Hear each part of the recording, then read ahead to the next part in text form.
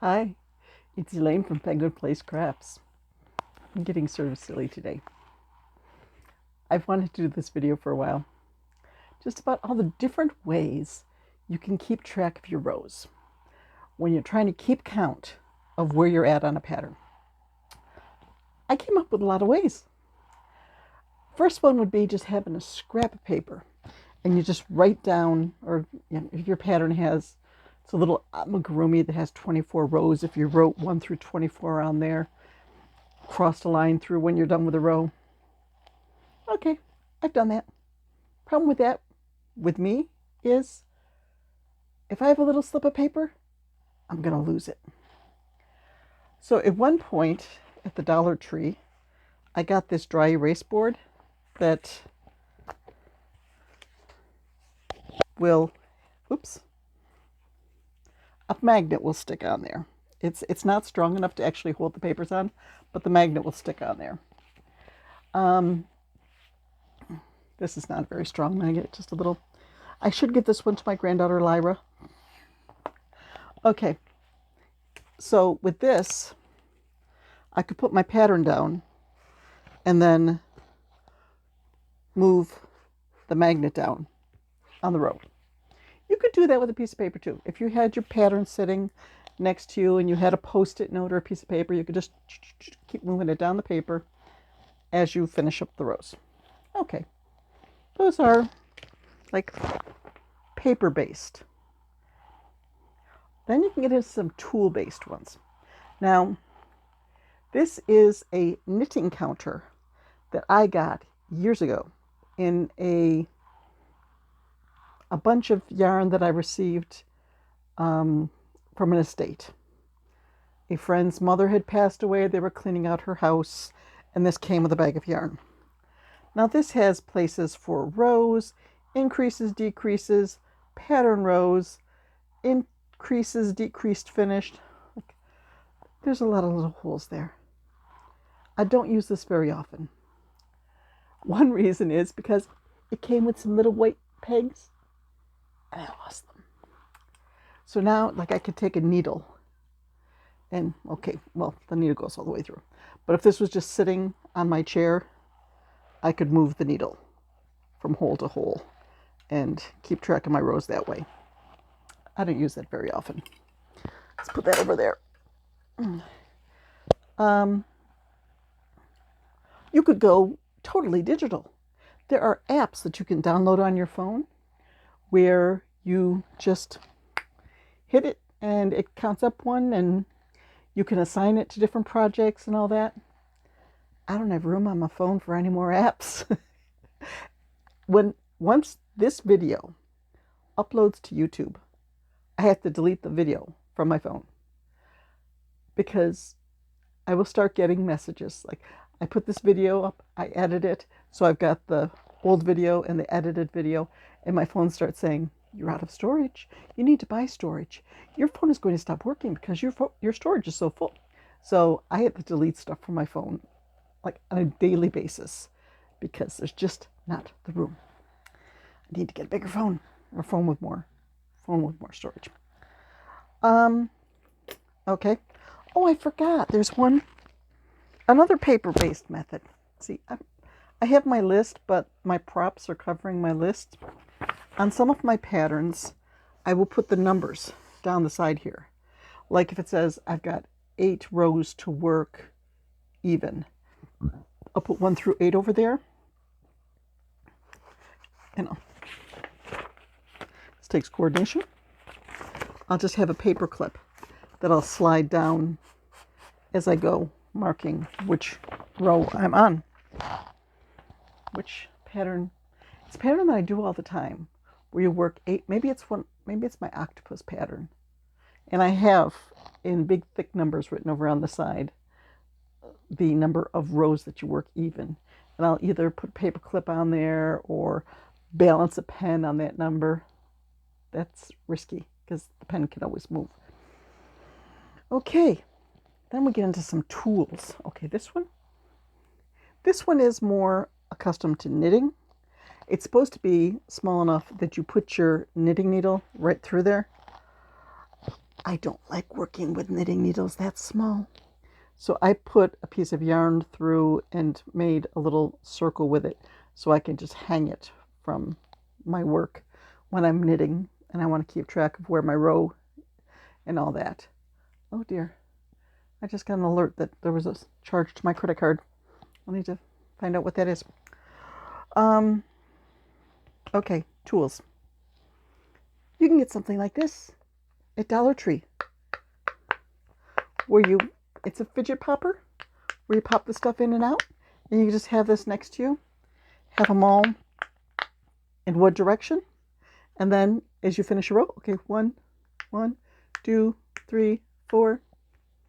This is rows of 4. It probably would have been better if I got something that was like 5, 10, 15, 20, but this only goes up to 16 rows. You can make a beaded counter. This is one that I got as a gift, and this is one that I made myself from a YouTube tutorial. But the whole concept is that when these beads will slide down. Okay, you're on row 1, 2, 3, 4, 5. So you just slide your beads to keep track of where you're at on the row. There are digital counters. I got a bunch of these from Amazon. I found I like to keep it on my thumb because then I could just go boop, and without even stopping, boop, just click away. The disadvantage with these are that they are battery operated, and sooner or later the battery is going to die. I think I got like 5 of them in one bulk order from Amazon, and this is the only one left standing. You can also get them from craft stores. I think that most of the craft stores do have them in their notions department. Then this is probably what I use the most often. Little click, click, click, click, click. Yes, I will admit I have at least 6 of these because I got like 5 of them. I think I had 1 or 2 of them. I could never find them, so I bought a 4 or 5 pack on Amazon. This one doesn't have a number on the back. The ones that I bought, I did number on the back, so I could like write in my notes, like, okay, this is the counter that I'm using with this project. One disadvantage to these, little kids love to click them. So if you have a little kid around and you've got your counter lying down someplace, you may all of a sudden hear and there goes your row count because little kid decided it's time to click. When my youngest daughter was in high school and would have games, basketball or volleyball. Mostly it was basketball or volleyball because basketball I kept stats. So I had a clipboard and I was busy during the game. But during volleyball games, I'd be sitting there in the bleachers.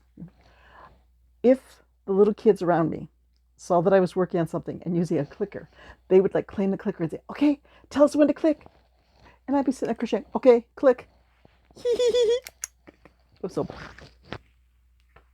they're fun for little kids. And they keep a very nice, accurate count. But I'm always losing them. Okay, the last method works best if you have a certain number of rows that you're counting down. Like if you're working on the head of an amigurumi or the body, and it's just a lot of stitches. I've got to do 14 rows at 60 stitches.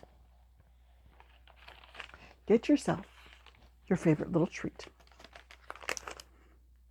Peanut butter M&Ms. Fun fact, for decades, peanut M&Ms were my favorite.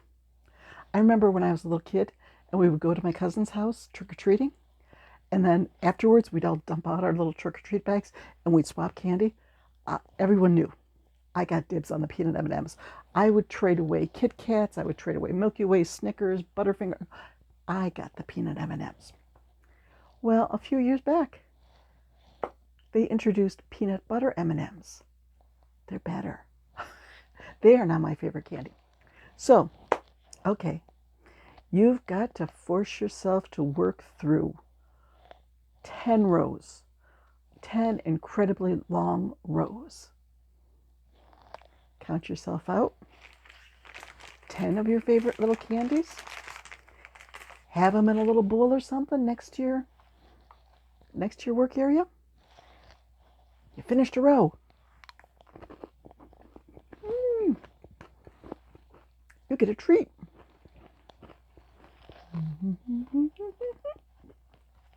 You finished another row. You get a treat. Now,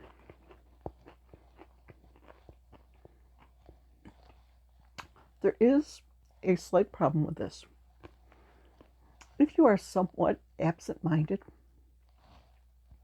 you might look over and be like, ooh, treats, and scarf a whole bunch at once and mess up your row count. But if you're trying to stick to a diet, you could really mess up your calorie count for the day using this method. How many do I have? Let's see.